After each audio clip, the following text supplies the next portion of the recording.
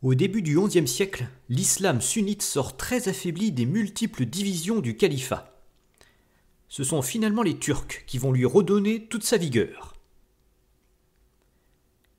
Les Turcs sont originaires des montagnes de l'Altaï, situées en plein cœur de l'Asie des steppes. C'est un véritable château d'eau, d'où ils lancent des migrations vers l'ouest depuis l'époque des Huns au IVe siècle. Après les Huns, l'Europe a vu l'arrivée des Proto-Bulgares, des Avars, des Khazars, des Gökturks, des Petchenegs et des Koumans. Peu à peu, les Turcs ont fini par devenir majoritaires dans les steppes de l'actuel Kazakhstan. Dès le IXe siècle, les Turcs d'Asie centrale commencent à être capturés pour servir dans les armées du calife abbasside. Très vite, ils s'imposent dans les troupes d'élite et certains deviennent de puissants gouverneurs, comme Ibn Tulun en Égypte. En parallèle, les interactions avec le califat contribuent à islamiser certaines tribus d'Asie centrale. C'est l'origine du sultanat des Karakhanides, qui prend son essor à partir de l'an 934. C'est aussi un Turc qui fonde la dynastie des Ghaznévides, centrée sur l'Afghanistan. Parmi les tribus turques qui vivent sous l'influence de ces deux sultanats figure celle de Seldjouk, installée dans l'actuel Turkménistan.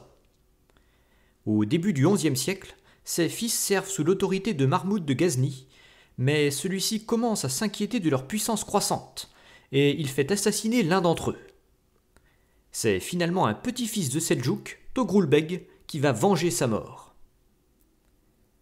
Il s'empare de Merv en 1028, puis de Nishapur un an plus tard, prenant ainsi son indépendance vis-à-vis des Ghaznévides. C'est le début de la dynastie des Seldjoukides. Togrulbeg se proclame sultan en 1038. Il remporte une double victoire contre les Ghaznévides et contre les Karakhanides 2 ans plus tard, confortant les frontières de son État. Il peut tourner son attention contre les Bouyides d'obédience chiite, qui sont maîtres de l'Irak.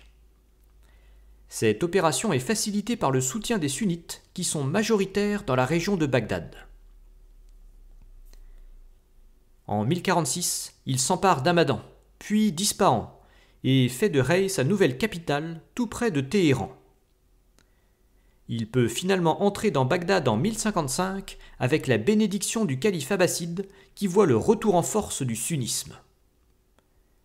Le calife reconnaît son titre de sultan, c'est-à-dire de chef temporel des musulmans, ce qui consacre la prééminence des Seldjoukides au sein du monde sunnite. Son neveu Alp Arslan lui succède en 1064, après avoir éliminé 2 autres prétendants. Il poursuit aussitôt la progression vers le nord et vers l'ouest, et se retrouve ainsi face à 2 nouveaux adversaires, l'Empire byzantin et le califat chiite des Fatimides. La confrontation contre Byzance est enclenchée en 1068. Les Byzantins parviennent à repousser les Turcs 3 années durant, mais ils subissent une défaite cuisante en 1071 à Mansikert, près du lac de Van. Les Turcs profitent des troubles politiques qui s'ensuivent à Constantinople pour envahir une partie de l'Anatolie.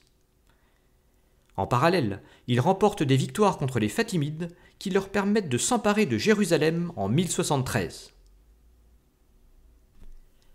Malik Shah vient alors de succéder à son père Alp Arslan et il commence son règne en conquérant le sultanat karakhanide jusqu'à la Transoxiane. Il doit alors gérer un empire devenu immense depuis sa nouvelle capitale Ispahan, ce qu'il fait avec l'aide de son vizir Nizam al-Mulk qui assure la transition. Afin de stabiliser les tribus turques de tradition nomade et de stabiliser l'empire, des fiefs sont accordés dans les territoires conquis. Ça contribue à accélérer l'implantation des Turcomans aux dépens des populations locales, notamment dans les zones de steppe en Azerbaïdjan et sur les plateaux centraux de l'Anatolie. C'est le point de naissance des Azéris et des Turcs de Turquie. Cependant, la guerre contre les Byzantins se poursuit en Anatolie, menée par le chef seldjoukide Süleyman. En 1077, il s'empare de la ville de Nicée, non loin de Constantinople, et se proclame sultan. C'est le début du sultanat de Roum qui se détache de l'autorité de Malik Shah. Celui-ci est assassiné en 1092, en même temps que son vizir, ce qui précipite la désagrégation du sultanat seldjoukide. Une guerre civile éclate entre les descendants de Seldjouk et le sultanat de Roum est également emporté dans la tourmente. Ça permet aux Fatimides de regagner un peu de terrain au Proche-Orient, mais c'est surtout une aubaine pour les chrétiens. En Europe occidentale émerge l'idée de récupérer les lieux saints que Byzance ne semble plus en mesure de reconquérir. C'est le début de l'époque des croisades que nous verrons du point de vue du monde musulman dans la suite de la série. En complément, je vous proposerai aussi prochainement une histoire génétique et linguistique des Turcs et des Mongols, qui permettra d'avoir une vue d'ensemble de ces peuples.